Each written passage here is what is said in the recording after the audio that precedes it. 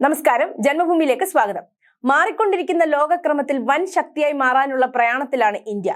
അതിൽ സാമ്പത്തിക ശക്തിയോളം തന്നെ പ്രാധാന്യമുള്ളതാണ് സൈനിക ശക്തി. എത്രമാത്രം വലിയ സമ്പദ്ഘടനയാണെന്ന് പറഞ്ഞിട്ടും കാര്യമില്ല.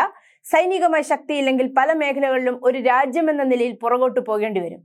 എന്നാൽ അതിൽ തന്നെ മറ്റൊരു പ്രധാനപ്പെട്ട കാര്യമാണ് സൈനിക ഉപകരണങ്ങളുടെയും ആയുധങ്ങളുടെയും നിർമ്മാണത്തിൽ ഉണ്ടാകേണ്ട സ്വയം പര്യാപ്തത.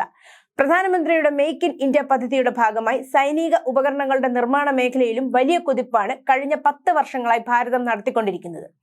ഇതോടുകൂടി സൈനിക ഉപകരണ നിർമ്മാണത്തിന്റെ ചില മേഖലകളിൽ അമേരിക്കയെ വരെ വെല്ലുവിളിക്കാനാകുന്ന ശക്തിയായി ഇന്ത്യ മാറിയെന്നതിന്റെ സൂചനകളാണ് കഴിഞ്ഞ ദിവസം പുറത്തു വന്നത്.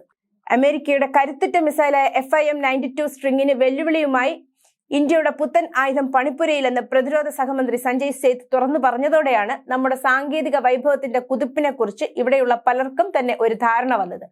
തോളിൽ വെച്ച് പ്രവർത്തിപ്പിക്കാൻ കഴിയുന്ന ഷോൾഡർ എയർ ഡിഫൻസ് മിസൈൽ ഇന്ത്യയുടെ പ്രതിരോധ ഗവേഷണ വകുപ്പ് DRDO വികസിപ്പിക്കുകയാണെന്നാണ് അദ്ദേഹം പാർലമെന്റിൽ പറഞ്ഞത്.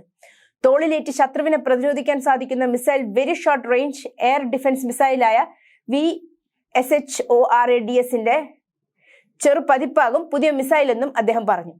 ഇതിന്റെ സാങ്കേതിക വിദ്യകളും മറ്റും പുതിയ മിസൈലിലും ഉപയോഗപ്പെടുത്തുമെന്നും കേന്ദ്രമന്ത്രി കൂട്ടിച്ചേർത്തു.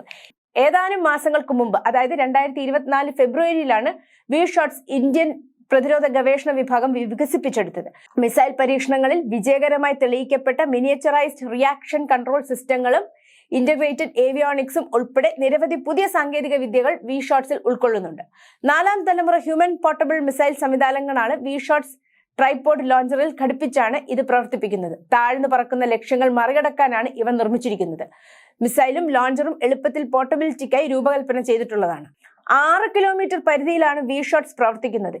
ഇൻഫ്രാറെഡിന്റെ സഹായത്തോടെ ചിത്രങ്ങൾ നിർമ്മിക്കാൻ സഹായിക്കുന്ന ഇമേജിംഗ് ഇൻഫ്രാറെഡ് ഹോമിംഗ് സംവിധാനവും ഇതിന്റെ പ്രത്യേകതയാണ്. മനുഷ്യന് വഹിച്ചുകൊണ്ടു പോകാവുന്ന 3ാം തലമുറ പോർട്ടബിൾ മിസൈലാണ് സ്റ്റിംഗർ.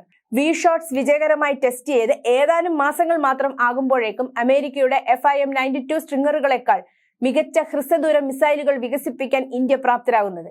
ഈ നിലയിലുള്ള സ്വയം പര്യാപ്തത ഒരു സൈനിക വൻ ശക്തിയാകാനുള്ള ഇന്ത്യയുടെ പ്രയാണത്തിന് മികച്ച ഗതിവേഗം നൽകുമെന്നതിന് ഒരു സംശയവുമില്ല. News desk, Janmabhumi.